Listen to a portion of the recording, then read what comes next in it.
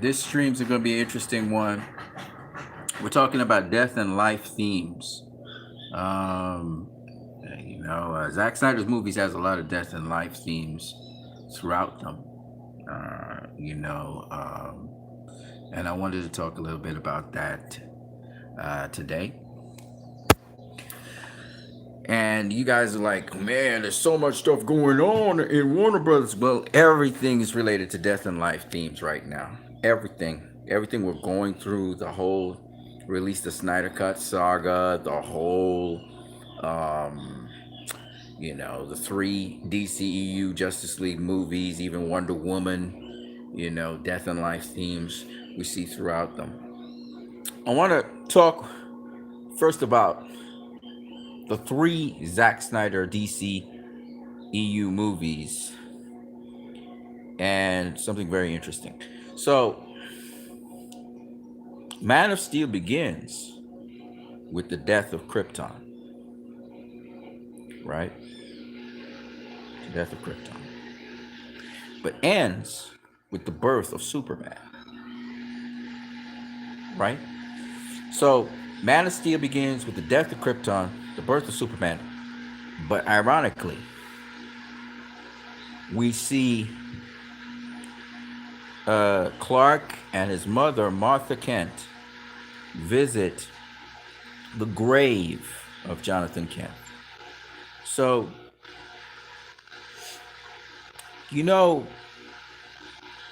Aquaman said something to Wonder Woman. It was very true. He said, if you remove something from darkness, something has to be replaced to the darkness. There's an exchange that goes on. So, okay, Krypton died. Superman was birthed, right? But for Superman to be birthed, Krypton had to die.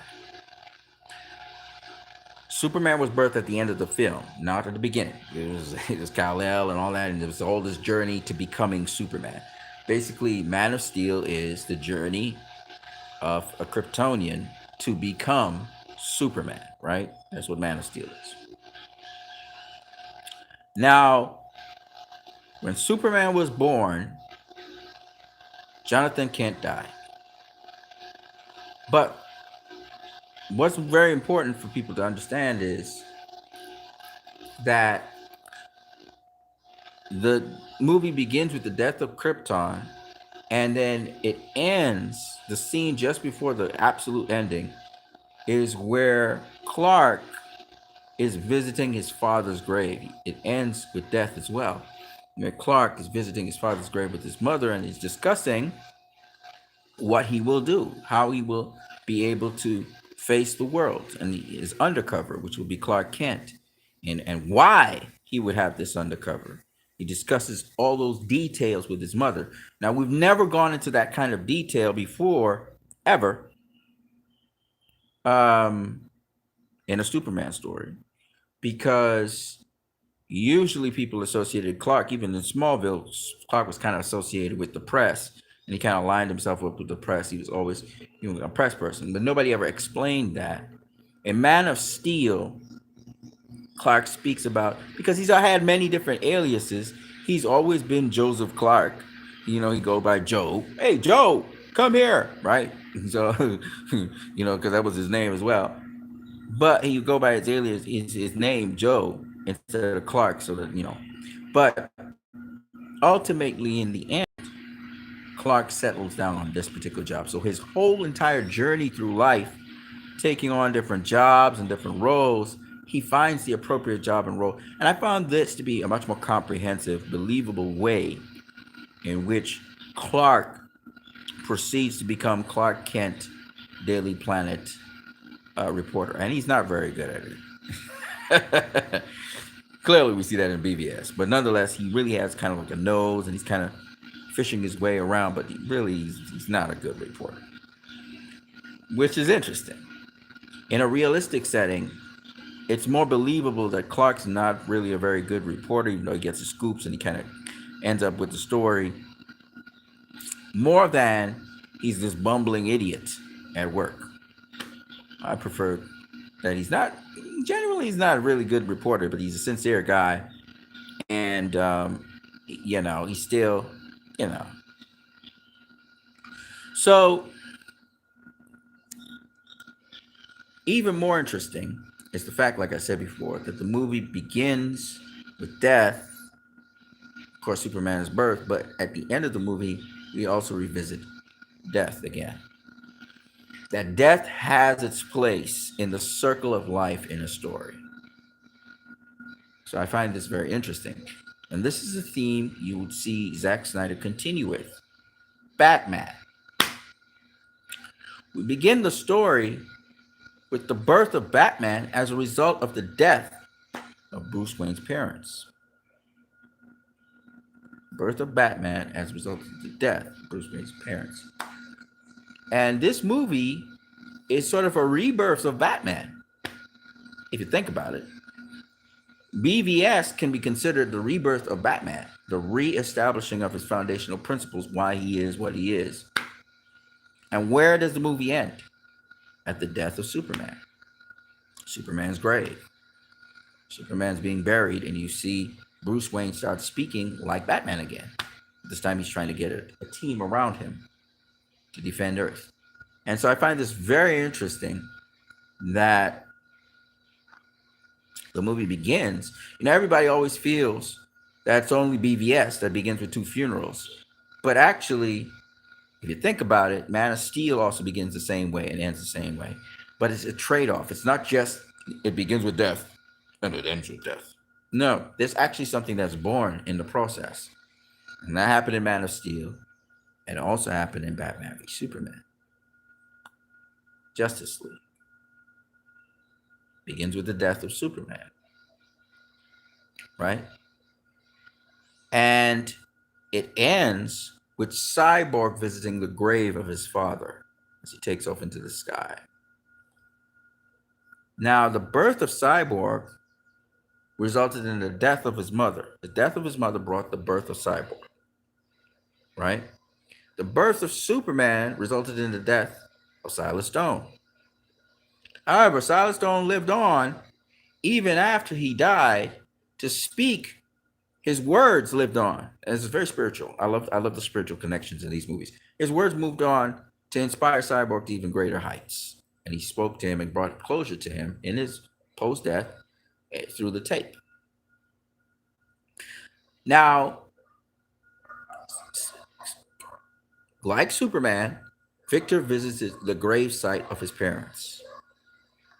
But this time it's for closure, and it's not only for closure on his parents, like how Clark and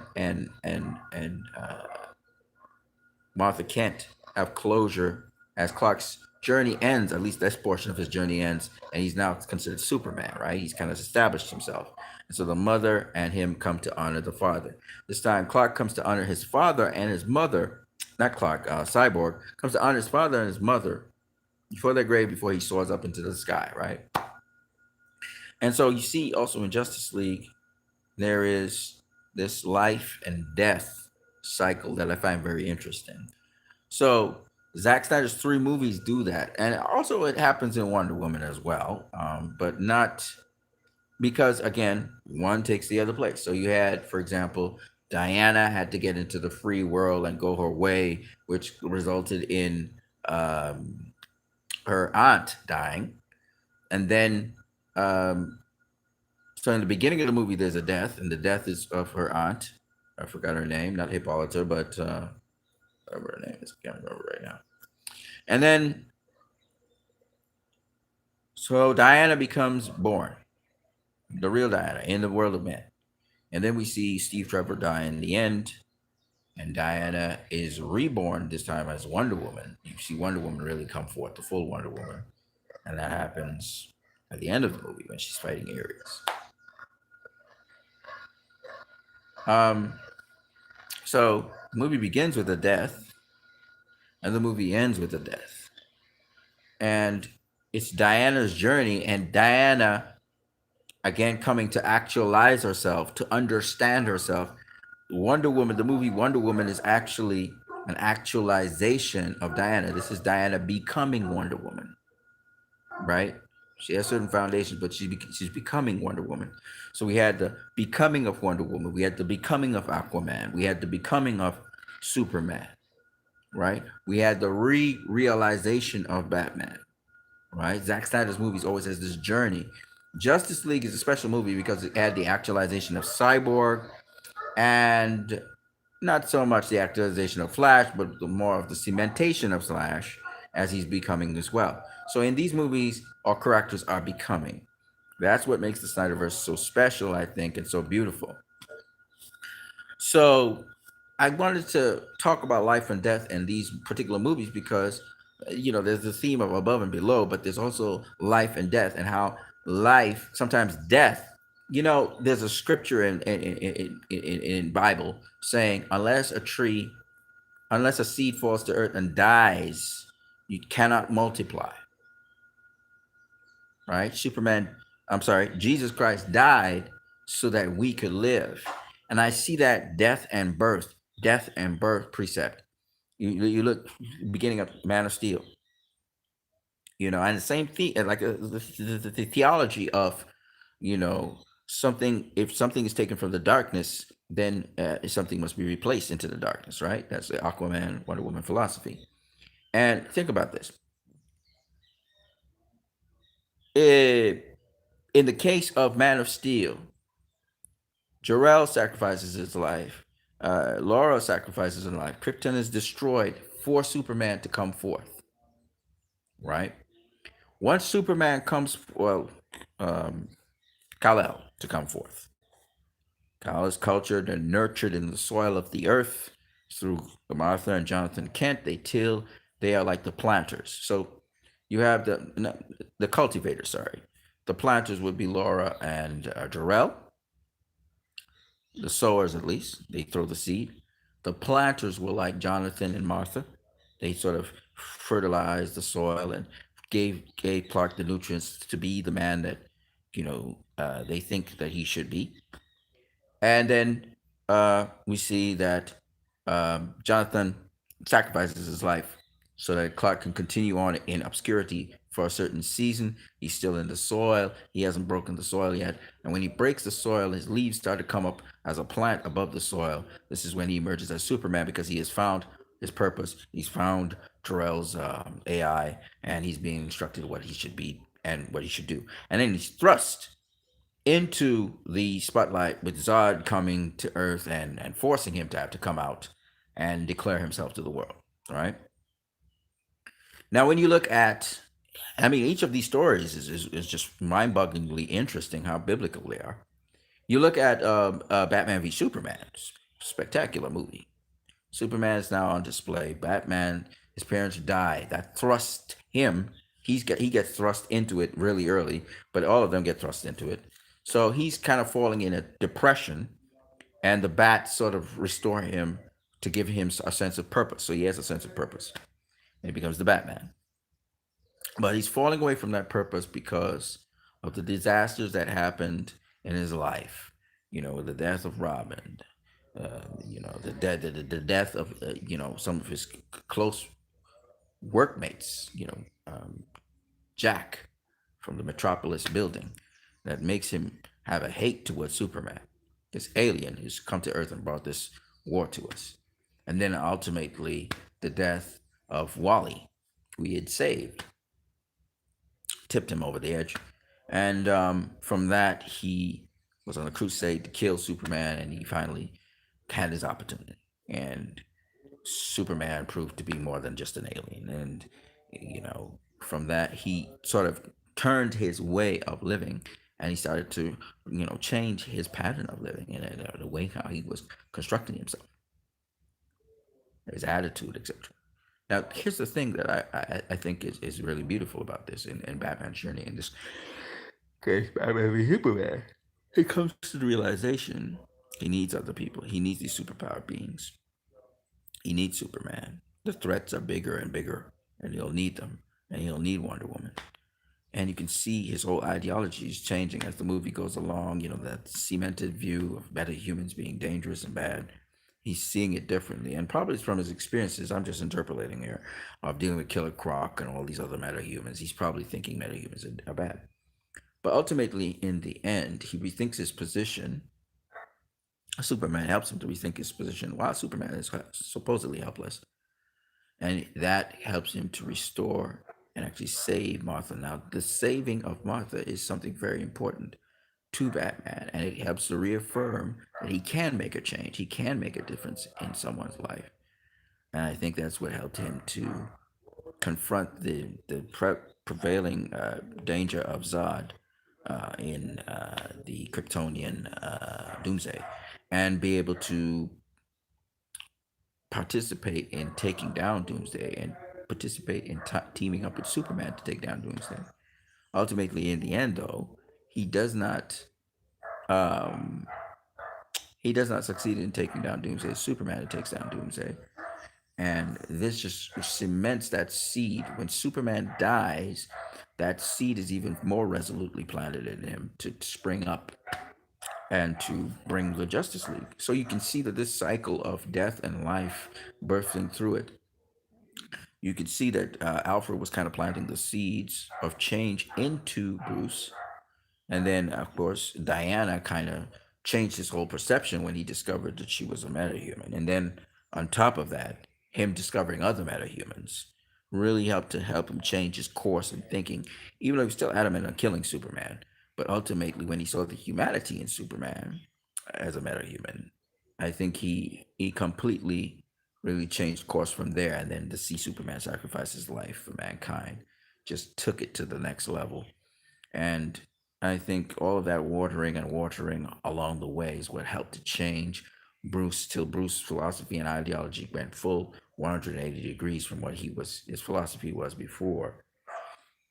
And so we had a lot of growth with Bruce. Bruce, it was really about Bruce's growth, but it was about Superman. The movie was a Superman story, but it was mostly about Bruce's journey. So we were introducing Bruce, and it was about Bruce's journey there. And so the movie begins with a funeral, yes. It ends with a funeral, yes. But the trade-off is that first you have the planting, the watering of the seed, which happens because of a bad experience. The bats kind of trigger a planting and watering. That kind of runs thin. The soil's getting, as we say, lacking nutrients. There's more cultivation and some watering going on. But really, what triggers the whole thing and brings the whole thing full circle is the fertilizer that Superman gave to Batman on his soil that helped to reaffirm him what his direction should have been and his focus should have been.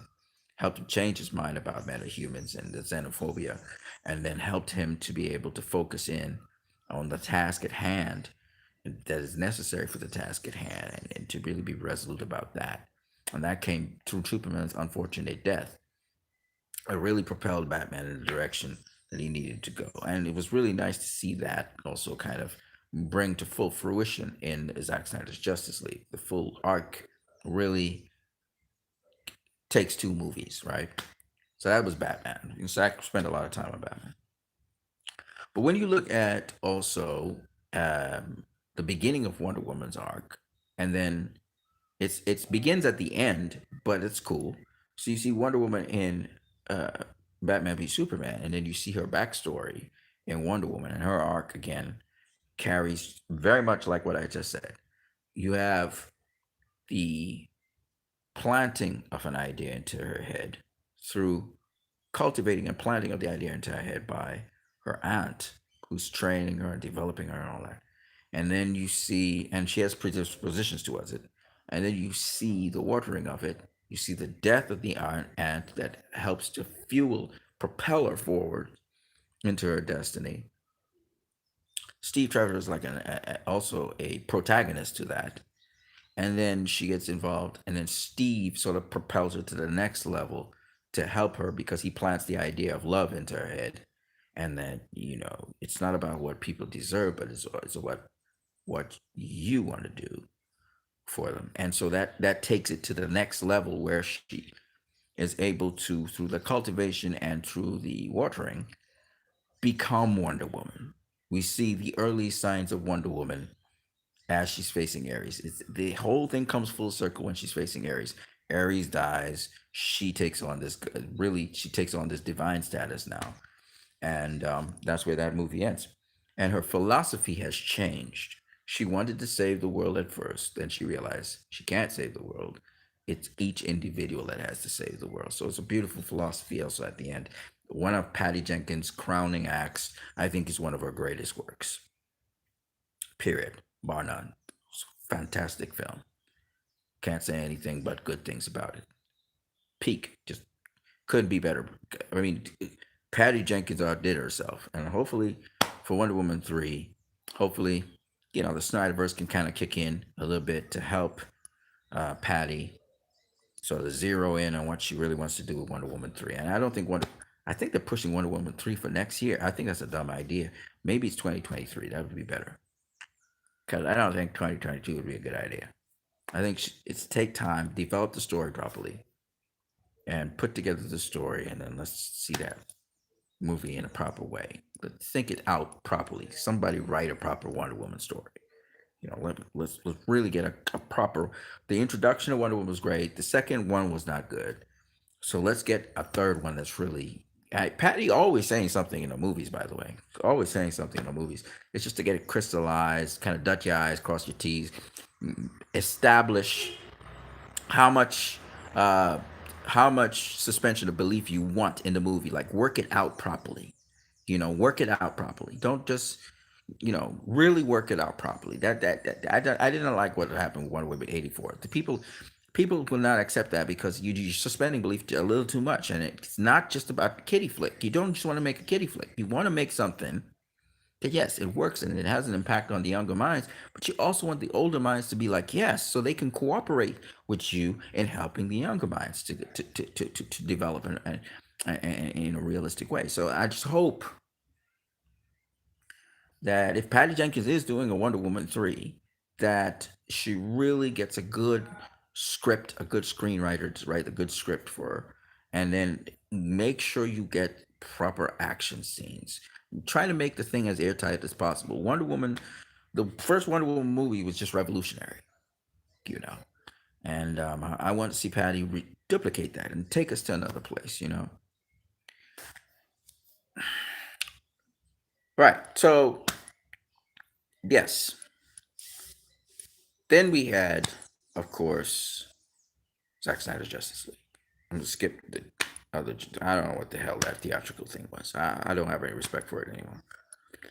Zack Snyder's Justice League was about the development of Aquaman, his journey. It was about the Flash's journey. It was Cyborg's journey, and each one of them, it was supposed to be. It was supposed to be where they had lost someone. The movie begin. Their stories begin with loss. Now with Aquaman, we didn't really know when we started introduced with him, with Bruce Wayne. We didn't really know what his story was. Okay. However, if we look at the Flash, his story begins with his father having murdered his mother allegedly, but he's trying to plead his father's innocence. So it begins with death. When you look at Cyborg, same thing. When you look at Aquaman, okay, his mother apparently is either estranged or dead, or thought to be dead. So again, he starts with loss. So we start with death, and there are seeds planted. You can tell Volko has been working with Aquaman. You can tell that Barry Allen's father's been working with him to try and free him. You can tell that Cyborg, his mother's working with him before she dies. So there's a cultivation somewhere in there. And then as these people progress, you have the seeds that were planted, and now we have the watering by Diana, the watering by Bruce Wayne, the watering by their parents, Silas Stone for Cyborg, and Diana for Cyborg. With Aquaman, it's Bruce Wayne planting the uh, um, Volko and Mira, trying to coax him in the direction he needs to go in for his destiny. You can see the different elements as the different people push along, and just that growth and development of people like Aquaman, Cyborg, the Flash. Just watching the overall development of these folks really brings to the table that beauty that makes these characters grow into what they are. So that even though Silas Stone dies, Superman's born, even though, uh, you know, well, Barry Allen's father doesn't die. Cyborg, the story's built around Cyborg. So nobody for Aquaman dies. Nobody for the Flash dies any further. However, with Cyborg, there's a death of his father as Superman is born or rebirth. And it's very interesting because in the end, ultimately, Steppenwolf dies. Well, actually, everybody dies except for the Flash. And Flash turns everything back, and Bree Bird sort of pulls back, buys time for them so that they can live. And then so everybody's kind of comes back to life, and Steppenwolf dies in the place of that. And again, this is now the birth of the Justice League. So it's not just the birth of Cyborg, it's not just the birth of Flash. It's not just the birth of sort of like an Aquaman. He's on his way. The Flash is on his way. But it's the birth of the Justice League. So that, life and death things in these movies I find very intriguing. All right, so talk a little bit about some of the unfolding events, death and life. So, for example, release the Snyder Cut. There were moments where there was death and life. Right? Release the Snyder Cut actually came out of the death of Autumn and Snyder having to remove himself from the project. And now, release the Snyder Cut was where he had done some work, and even though the project came out, there was a project that came out, and supposedly the Snyder Cut was dead. We found that now people found evidence that there was a cut, and it was there, and it was done. And so that's where this movement came out of. And out of this movement, we have suicide prevention, and it's been growing and it's been evolving into what it's going to be. Again, it's becoming what it's supposed to become, right? And what I find very cool about all of these things that I'm telling you is that this is the hero's journey. We're going through it, we're living it. Now that we got the Snyder Cut, that means it's coming to be. It is what it is. It is now in existence, like Superman is in existence, like the Flash, Cyborg, Justice League, Batman. You know, now that has happened, we are asking to restore the Snyderverse. And the same journey, if it's worth it, the hero's journey has to continue like that. What we have to do is add to it. There are more of us now. So we have to add to that hero's journey and pull many people who they may not be Snyder Cut fans. It doesn't really matter. But it's for the pull as many people on board with this journey. Let's all journey this journey together. So this is now the task at hand for us. And we must be able to encourage and water and cultivate different people from different walks of life on this journey. It's not just a walk for a movie. We've said that before. And this movement is not just for an on-screen Snyderverse. This is also a movement, if you haven't realized, for people to care about people from different parts of the world. It's a caring movement. It's a kindness movement, and it's not a cult. It's a movement. Each of us here are individuals, and we can choose to. As Zack Snyder's movies all show, it's all about choice. You have to choose if you want to be associated with this or not. And at any time, you can leave and do whatever you want. But as we move together, we'll find out what's fiscally or what is sensible for all of us to do. And we come to that agreement, even though we don't have any specific leader. We say Zach is the boss, but we don't really have a specific leader. And some of us will disappear and then come back, and some of us will stay, and some will disappear. The Justice League, remember, these are just the founding members of the Justice. The Justice League is supposed to become huge. It's supposed to be infinitely large, right? It's supposed to involve all of DC. And so that's what Zack Snyder is supposed to be pitching to us in Justice League Part 3. So we're going to see the Great Justice League very soon, just like the Age of Heroes, which reminds me of a point that I was watching a channel, actually. The channel that I was watching was, I forgot what his name is. I can see him. He's from Canada, but I can't remember his name. He's a guy with a beard and a mustache and hair, and he has black clothing, generally speaking. And I can't remember his channel. It's a well-known channel. He's critiques videos. He does reviews. I forgot what his name is. Not Chris Stuckman. He's funny. Um, he always says, um, so if you want to comment below, just click here to comment below or some kind of thing like that. He says something like that. I forgot what his name is. Anyway, he was saying something that was very interesting. He said, you know what Zack Snyder's Justice League reminded him of? It reminded him of the original why the Justice League were Justice League. He said the history lesson showed us that that was a Justice League as well. They pushed back Darkseid. Everybody came together and formed people who normally wouldn't work together. Everybody worked together. The Atlanteans, the Amazonians, the tribes of men, the defenders from the sky, from space, and the gods. They all came together. That was like the original Justice League. And this Justice League now that is coming to being involves tribes of men. Batman kind of encapsulates that. And then you've got the gods like Wonder Woman. She's like a god. Then you got the defenders from the sky. We got Superman there. And then we got the metahumans, like the Atlanteans or whatever.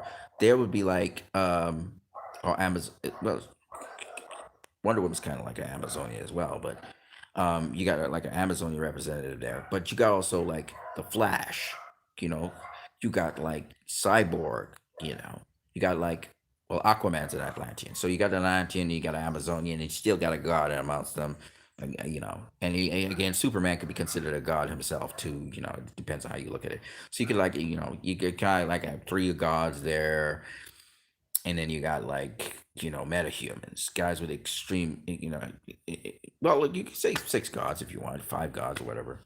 And then Martian Manhunter now at the end of the movie, remember, there's room for more. Martian Manhunter popped up, and of course we're supposed to have the Green Lanterns, the two Green Lanterns there, John Stewart and I forgot his name. Can't believe I forgot his name, but anyway, the point is the Justice League is like the new age of heroes. They're not necessarily new gods because I was hearing, I forgot what his name is, but he was saying, he reminds me of like the Justice, like the new gods, and I was like, not new gods really. They're like a league. They're like a league of age of heroes, a new age of heroes. You know, so I thought that was really cool. Kind of just looking at that and the fact that he could see that there was an original Justice League there. There was tremendous amounts, and the thing about it is just the Justice League involves humans, right? It's not just gods. So if you look at it, you know, we had different tribes of men also fighting there in the original Justice League or the original Age of Heroes, and see how huge it was. And I think that similarly, I think that the Justice League will become very, very huge. So that's gonna be exciting. Kilowog, that's the name of the Green Lantern. Couldn't remember his name for nothing. I just gotta remember the name of the guy that was doing the video. Anyway, it's kind of dark right now. It's approaching afternoon. I just wanted to share that with you guys because I thought it was just something wonderful to talk about. Yes, so I heard that Toby Emmerich, he seems to be looking around for work right now. This ain't rocket science, though, right? Of course, he's gonna be looking around for work, particularly in the failings that he's had with the DC properties. Now he's got win or two there and under his belt. The Aquaman thing. He was, promoting that, so he got a win there, and that was a multi-billion-dollar project. But that's about it. I mean, he don't got no more big wins, boy. No big wins because Joker, he never backed Joker. He need no Walter Hamada thought Joker was necessary, and they didn't fund it. That's not a big win for him there. They said he was there when Wonder Woman was came out. I can't remember that, but so they say. Wonder Woman was a big win, but that was a Zack Snyder film, really. But hey, whatever. Um, that's it. I think he can take a win for Aquaman. They screwed up royally, Justice League, but they made back the money with Aquaman. I'll give them that. Justice League was just such a tremendous flop, and he lied with Justice League. Anyway, since then he's been flopping. So Wonder Woman 84 has been flopping. under Walter Hamada. You had uh, what's it, Harley Quinn and whatever their names is. I can't even remember the name of the movie. That was a flop. Shazam made some money, not the money that they were expecting, but it made some money. Should have made a lot more. Family film. And yeah, what other projects do they have? That's about it, really. So they've been flopping more than they have been really doing something. And their slate of movies really do not look impressive. I just hope that James Gunn could do something for them. Because they need a big win. They need a home run. So hopefully, that they're counting on James Gunn to give them that home run to bail them out. Um, Me personally, I just think that whether they get bailed out or not, that I just want to see the Snyderverse happen. You know, that's the thing. I'm not so much interested. I don't think that Zach should have to be burdened with dealing with these guys. If they want to do what they want to do, they should be able to go about doing what they want to do. But when it comes to Zack Snyder, I think he should be working exclusively with HBO Max. I think the streaming services should be open up for him to do his thing with them, with AT&T, HBO Max, Jason Keeler, um, Casey Bloys, and Sarnoff should be hands off. Toby Emmerich should be hands off. They should not be screwing around with anything that Zach has to do. Just keep your hands off of him. And you can do whatever you want on your end of the thing. And somehow they need to find that agreement. AT&T needs to make sure that they have some, because Zach is just so very successful at what he does. He is. And, people continuously praise him. And the only problem is studio interference is the major thing that keeps him from really flourishing and doing very well. And they have all these stupid spins and nonsense they talk about, but at the end of the day, Zack Snyder is a great director, and people need to put some respect on this dude. But the major reason I think Toby Emmerich is not really in favor is because of the big blunder he made with the HBO Max thing, where he just kind of coupled HBO Max to these theatrical runs. He wasn't focused on the theatrical runs for, of course, Christopher Nolan's film Tenet, which did not do well. It flopped at the cinemas, and that should never have happened. But under Toby Emmerich, he just keeps on screwing directors over, and he screwed over Christopher Nolan. And similarly, Patty Jenkins didn't want it streaming. Wonder Woman ended up, her movie flopped in theaters, but her movie was going to flop anyway. To be fair, um, did well on streaming though. But again, Patty Jenkins, that kind of like she kind of dropped the ball on that one, but she still did well on streaming. They still did well on streaming. Um, Zack Snyder's Justice League. Now, Emmerich has been trying to block it in every single way he could, and they're trying to put spin on it. Up to this day, they're still trying to stop the Snyderverse from happening, putting out their puff piece editorials, one in the Hollywood Reporter, and it's not been working. But the key here is the antagonist for death. In almost every single Zack Snyder movie, we have an antagonist for death, right? Whether it was General Zod, who just wanted to kill everybody and started back Krypton, or whether it's Lex Luthor, who wanted to kill Superman, or whether it's in Justice League, it's Darkseid wanted to just enslave everybody, and Steppenwolf is his right hand man. You know what I mean? So no matter what, you're gonna have that opposition to your movement, and you have to get used to that. Let me just do some things here.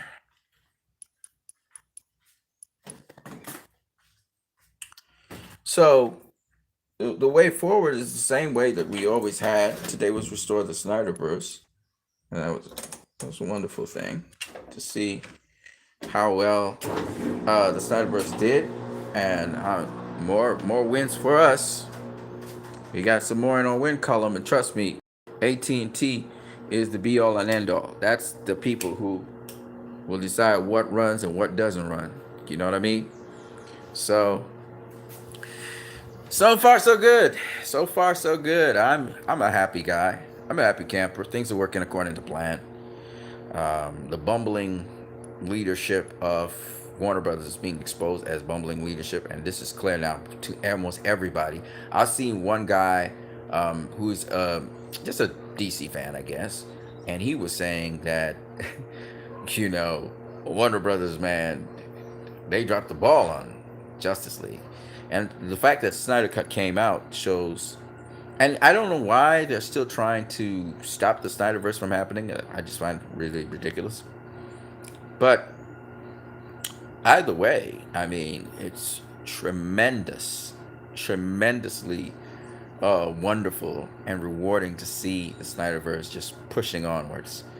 It's pushing onwards. The strangest thing is, we got people now in the media who understand this and really are trying to get to the heart of the matter, and I just love that.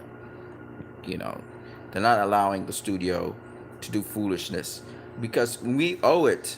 We owe it to the fans. The fans first.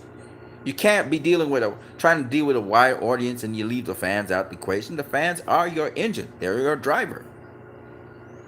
What are you trying to do? Make new fans? And then what? Will you be loyal to them? No. So I'm just saying, obviously, this group of execs in Warner Brothers doesn't get the DC universe. They don't understand DC films. They probably may be good at other movies and facilitating other movies, but not DC properties.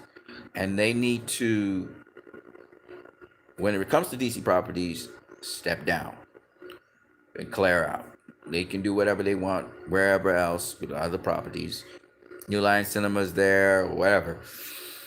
They could go to that. But just keep their hands off of the DC properties. And I don't care what execs are there.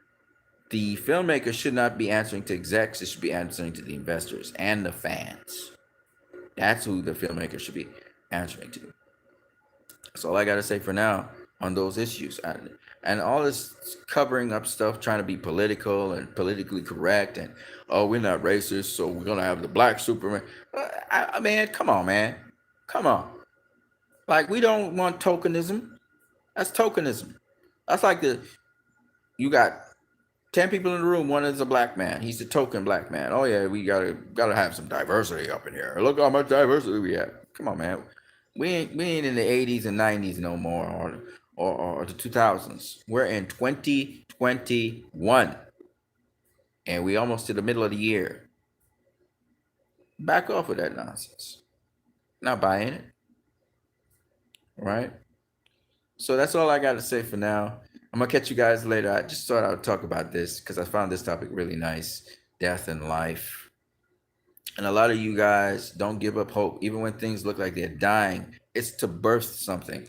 In fact, if you think about, I don't want to talk about this too much because I'm not really, it's never going to happen to me. But for a woman giving birth to a child, ask her. Labor.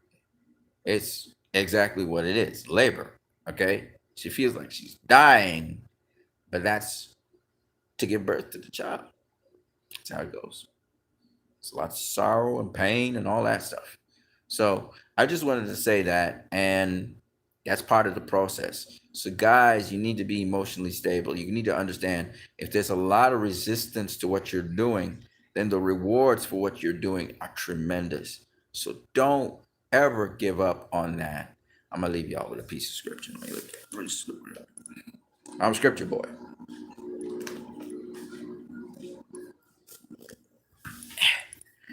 They always say it's darkest before the dawn. It's true. I'm going to leave y'all with this. Oh, I love this one. Yeah, I love this one. This one's appropriate for the situation.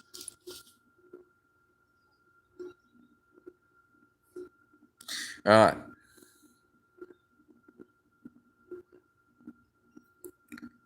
It's going to be the attitude we need to have. All right?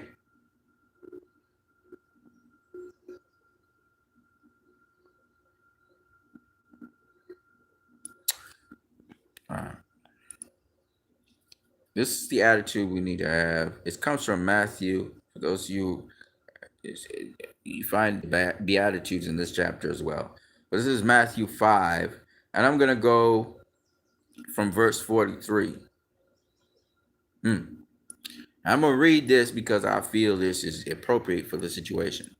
This is what Zack Snyder's philosophy is. Doesn't mean you're going to lie, but follow me on this. You have heard that it has been said, you should love your neighbor and hate your enemy. But I say to you, love your enemies. Bless them that curse you. Do good to them that hate you. Pray for them that despitefully use you and persecute you, that you may be children of your Father which is in heaven. For he makes his sun to rise on the evil and the good, on the just and the unjust. See, if you get caught up in rage and hate all the time, and I fall prey to that too, so don't worry, I'm talking to myself too. What happens is you lose focus of the task at hand and the purpose for which you started to do things. There's no reason to hate certain people, even if they're incompetent or even if they have hate and they hate you. Because when you hate breeds more hate, and that's not good. Okay? You want to love people in spite of themselves and in spite of what they do. And to do so means that you have to purpose in your heart, and this is the fight and this is the battle, purpose in your heart to continue to do good and to continue to be good. So if you know you're doing a good cause and other people are trying to sabotage you and do all kinds of wickedness around you, you still got to try. And now you double up your purpose that you got to do the good because you realize the stakes are so good. If you do that good, it's going to impact a lot of people. That's why you're getting the resistance. Especially when you're doing something for the first time that nobody else has done. You're going to probably not get applauded for it. People are not going to say that's brilliant, blah, blah, blah, blah. No. People are going to feel challenged by it. People are going to feel like they're uncomfortable about it. People are going to feel that, who do you think you are? That's what happened with Zack Snyder and Superman. To this day, people say, oh, Henry Cavill looks the part, but he wasn't Superman. That's not Superman. To this day, people still say that, even though a lot of people love Man of Steel now, understanding it is the development into Superman. That's what the becoming of Superman that movie is. And what's very interesting about that, which is tremendous actually, is that Zack never gets the recognition he really deserves. Now he's kind of getting it because he's doing something good. If he was doing something evil and he was cheating and diamond and dialing, look at Joss Whedon. I'm going to use him as a reference. They praised him as the greatest guy ever for the Avengers movies and so on. This guy been wheeling and diamond and treating people like crap for a very long time, since Buffy the Vampire Slayer. He's been using people and abusing people and stuff. But nobody was saying nothing bad about him. Right? Point being, you don't get resistance when you're doing things just and you're corrupt enough that people can say, okay, right, he's one of us because he's wheeling and dealing. But the moment you start to shake things like Ray Fisher shaking things, the moment you start to shake things like all these black people now coming out in the industry and talking about what happened to them, the moment you start to shake things, when Zack Snyder doesn't do tokenism, he don't just put a black man in the movie because he's a black man. No, he doesn't do that. And if he's going to give the experience of that person, he's going to try and be as authentic to the story and the character as possible. So you can see, he can show you what people go through. He doesn't have time to be black tokenism and let him blah, blah, blah, blah, blah, blah, and preach to you. No. He's going to show you. And you're going to understand some of the things a person like that could go through. You understand? And I think that's the best way to pay tribute. It's not in lip service. It's not in tokenism. Oh, we did this and we did that for this minority and that minority. That's beating your chest and walking around. Actually, the scripture has something on that. I'm gonna hit you with that too. So there's no reason, if somebody's your enemy, for you to hate them and get mad and get blown out of proportion, and also try to get them back, because the next thing you try to do is revenge. So boycott Warner Bros. Doesn't make no sense. Cancel HBO Max. Doesn't make no sense. Who is that helping? Helps no one. Retaliating with evil for evil doesn't make any situation good. It's understandable, but it doesn't do anything to help anybody. But just so you know, tooting your own horn ain't not necessarily the best thing in the world, right? It says here, take heed that you do your alms before men to be seen of them. Otherwise, you got no reward for your Father which is in heaven. Just doing things for people to see you, so you can base your accolades and feel good. That's not cool. It's not what it's about.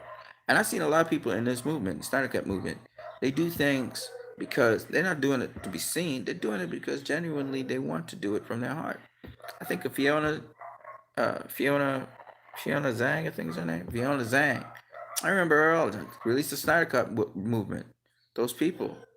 I'll never forget those guys. And they was anonymous too. Anonymous.